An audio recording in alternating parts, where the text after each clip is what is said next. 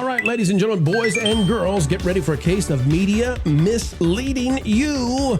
This is out of USA Today, and some of you are going to be livid at what they have to say, but Eve Chen, she's got to fix things up for Disney. I don't know. We have read so many at this point across the Pro Channel and TPP, so many articles by Eve Chen, and Eve Chen gonna Eve Chen. That's all I can say. Is Disney no longer allowing resort hopping what the rules say? Now, for those of you who don't know, resort hopping is just visiting the different resorts, and Disney used to like that because it just so happens that when you visit their resorts and their hotels, that's what it is. That's what a resort is, not a park. But when you visit them, you tend to spend money at them, and they used to like that. But now, well, they're up to something different. It says Halloween decorations are already going up at Walt Disney World. Soon the Florida resort will welcome some of its biggest crowds of the year. However, some longtime guests are wondering if their next visit will feel different after changes announced this summer, which many see as efforts to curb resort hopping. You think? Considering they made it so you can't resort hop? Okay, all right. It's a cheap and popular pastime on non-park days. Like park hopping, which involves visiting multiple theme parks on the same day, resort hopping involves visiting different Disney resort hotels. Whether it's to grab a quick snack, money. Buy a souvenir, money. Take selfies, free advertising. Or simply appreciate the themed scenery. It allows guests to stay immersed in the Disney bubble without spending much or any money. Although I'm going to tell you, folks, I think you're spending money. And I think most people who are there are probably spending money the other day. So this is great for Disney. It's gravy. But hang on, I'll tell you what's going on. It says in late June, the resort began limiting access to free resort transportation at its Disney Springs shopping, dining, and entertainment complex. Now, only guests with stays or experiences booked at Disney resort hotels may take Disney buses and boats to them from Disney Springs. Correct. So I don't know how we're saying that the article's saying, well, no, there's still resort hopping. How? They cut it out. Quote, guests choose to stay at Disney resort hotels because of the unique benefits and experiences that come with staying on property. This effort helps us protect that experience for our resort guests so they can enjoy those benefits as intended. Disney told USA Today. They've cut out the gingerbread house from the Grand Floridian. Goodbye. You can't go to the Polynesian anymore and stop by Captain Cook's. Goodbye. But then USA Today says, is Disney ending resort hopping? No, it says Disney is not ending resort hopping. The only restriction for resort bus or water taxi access is at Disney Springs. Okay. Guests are still able to take free resort transportation to Disney hotels from all 4 Disney World theme parks, which do charge for parking. Some guests got nervous, yada, yada, yada. Okay, bottom line is, folks, the only way to resort hop at this point is off the monorails. There's no other way to resort hop. So I don't know what this article is going on about. They cut out resort hopping. Unless it's a monorail, and they're removing this stuff from the monorail. Now, my suspicion, Ron, because I'm interested in your thoughts on this article saying, hey, they cut out resort hopping, and then we get to the end. No, they didn't cut out resort hopping. Ron, my suspicion is that Disney at some point is going to charge for you to be able to use their transportation to go resort hopping. And I suspect that because I suspect that folks are not going to be able to go to the pools, and that's going to mean they don't need as many lifeguards, and they're going to have to either cut jobs or, like, I don't know what the purpose of the resorts and their lobbies, what that might be if people can't go there unless they're resort guests, because there's simply too much to do in the middle of the day, and there's not enough people staying at the resort to make that work. It seems like it's been designed for one thing, and now Disney is changing it to another, and that leads me to believe probably by the holidays, maybe, that they're going to start charging, especially locals, to use the buses and the monorails, et cetera, to go resort hopping. What do you think about that? I'm not 100% sure because, well, and here's the thing. I have an annual pass. So as an annual pass holder, I get to park for free, complimentary parking with my annual pass payment, right? So I pay that every month. Then I can go to the Can you park. tell us, Ron, what tier of annual pass do you have? I have the lowest tier. So okay. $35 a month is what I pay. You pay less for that, but that's a whole nother story. I pay $35 a month per pass for my family. And then and change. And then for that, I am blocked out on all weekends. I can never go on a Saturday or Sunday ever. Good Lord. I am also blocked out all holidays. So even if it's the 4th of July and Magic Kingdom has nobody in the park, I still can't go. I am blocked out during, the seasons, Thanksgiving week, 3 or 4 weeks of Christmas, and about like 3 or 4 or 6 or something weeks in spring. Even at like Animal Kingdom and Hollywood Studios when they are just empty. Yeah. Even when they're empty, I can't get in on that tier. And they don't make exceptions. They never clear out. But the thing is, with Disney, all the tiers come with the same privileges. So you no matter what tier you're at, you get the free parking, you get the discounts where there's 10 or 20%. Could you park, Ron? I don't know even know if you've tried this before. Can you park on a day that you're blocked out? Well, so far I've been able to. I've never had an issue. Now that could be up to the cast member at the parking toll booth, but I've never had an issue parking on day. So to give you an example of that, we were staying at the old, not the new, but the old Fort Wilderness cabins, privately owned by somebody over the last few days. And we actually technically park hopped, but we did it because we parked at the TTC. We took a monorail over to the Polynesian and ate breakfast at Captain Cook's. My son really wanted Mickey waffles. They don't sell. I could be wrong, but I couldn't find any place that actually sells Mickey waffles in the park for breakfast. Like all of the quick service in the parks open at 11 a.m. So they don't have breakfast. Yeah, so the only place the only place I can think of now, it's not quick service, but I would think the Crystal Palace has Mickey waffles, but that's it.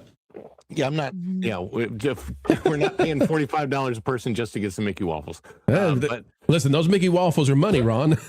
No, the cabins were really cool. They actually stocked them with a Mickey waffle iron that makes the actual Mickey waffles from the. It was really cool. I just always super glue the ears on and just ignore the health issues there. There you go. So we stopped by the Polynesian, and then we went into the Magic Kingdom after that. We took the. So I don't know. See, here's my thing about this. With the holidays coming up, would there be the desire to go to Grand Floridian if the gingerbread house isn't there? That may alone cut down on the desire to go to the Grand Floridian. However, how do you stop resort hopping when people walk out of Hollywood Studios or walk out of Epcot and you can just walk from there to the Crescent Lake resorts? So those resorts I'm not sure about. However, as far as being able to park for free, now that you cannot do any longer and go to the resorts. You cannot park for free at Disney Springs and hop on a bus or a boat from Disney Springs and go to the resorts. Therefore, you can't park for free to go to the parks, and you can't resort hop from Disney Springs. You will have to pay for parking in one way or another, either as an annual pass holder, as a complimentary part of your pass, or paying the $35 per day to go. Now, would it be worth it for some people? I mean, I don't know if they'll stop resort hopping if they actually have people paying to park at the parks just to resort hop. That might actually be beneficial to Disney to get people to pay $35 just to go to a resort to get a quick service meal. I don't really know. I don't think they're going to remove the cost of parking, which is now the lowest is $45, I believe. Erika, I think this is amazing, that we've got these articles out now. I mean, this has truly hit the mainstream, right? You've got USA Today covering how crazy these rules are, trying to explain it to folks.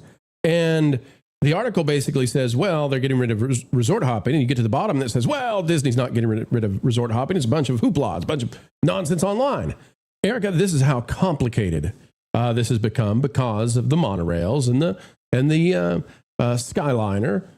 Folks can get off at these hotels. I don't know what they're going to do if they want to cut that off. As Ron was saying, I don't know that it benefits them, but they're removing all the perks and reasons to go from those hotels. I mean, why go to the Grand Floridian if there's nothing to do on the holidays? I don't get it. Yeah, I'm starting to wonder, maybe that's the real reason they took out the gingerbread house at Grand Floridian. Maybe they knew all these decisions were going to be implemented down the road or very shortly down the road after the announcement of gingerbread house not coming back. It's thought provoking, especially when you're used to going to Disney all the time, like our family, and you're accustomed to pretty much having free range around Disney property and just chilling, wherever you wanted to be to shop or dine or take in the theming and the decorations. I don't think it's to their benefit to crack down on.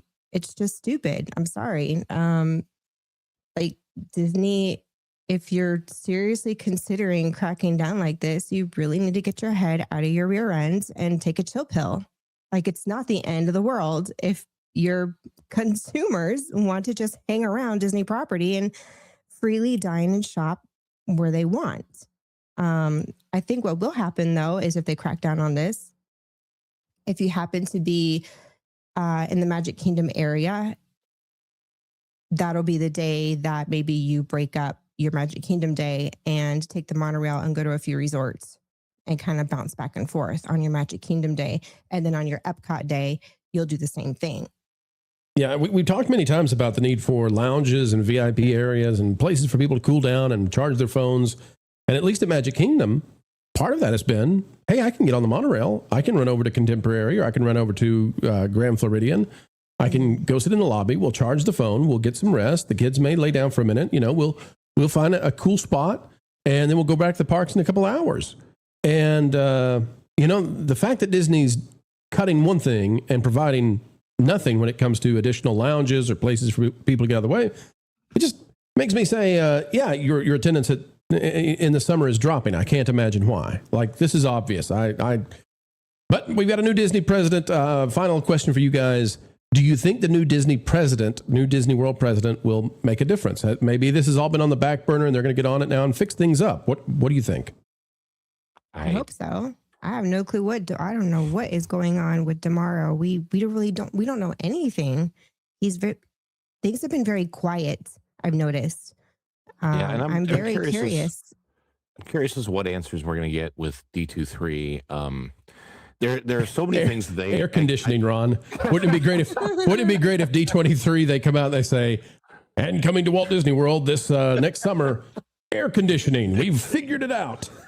The problem is there's so many bad decisions that they can't go back on right now. They can't put the rivers of America back in the way they had them. And that was such a refuge from the rest of the park when they could have easily built Villains Land and Cars Land adjacent without destroying anything. There's just so many rotten and bad decisions. I mean, there's bad decisions people talk about to this day, like getting rid of the Osborne lights at Christmas time. I mean, I understand they destroyed that area to put in Galaxy's Edge, but still, people to this day go like, that was so much better, and that experience was so much better. Star Wars Weekends was better than Galaxy's Edge. The Osborne lights were better than Galaxy's Edge.